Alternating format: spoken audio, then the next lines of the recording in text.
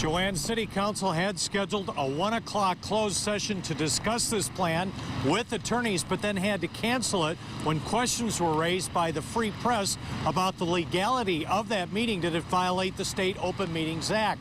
Council simply wants to give the governor an alternative to a takeover. It's privileged and confidential, and we haven't even had the conversation yet. 7 Action News is first to report what they are not discussing publicly, but behind the scenes, extending or rewriting the consent agreement with the state that avoided the takeover last April. A trial balloon that would include new milestones, required steps to eliminate hundreds of millions in red ink this year, and $14 billion in long-term debt. We don't need an emergency manager, and there are a multitude of things that we can do on our own. Never been for an emergency manager. I do not believe that you can make it work in 18 months. We've made a lot of progress. We ought to be allowed to continue.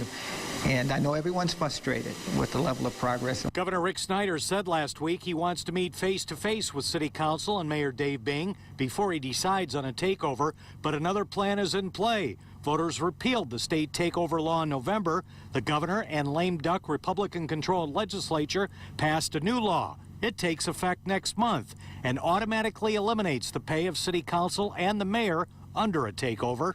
We represent the people and others around the state who said we repealed the emergency manager.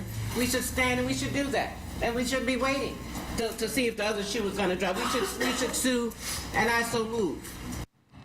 So here's where we are. That plan to sue is being studied. The consent agreement revision may be discussed by council in a closed session tomorrow. It has still not been given to the mayor nor the governor. Continue to watch this day to day. Glenda?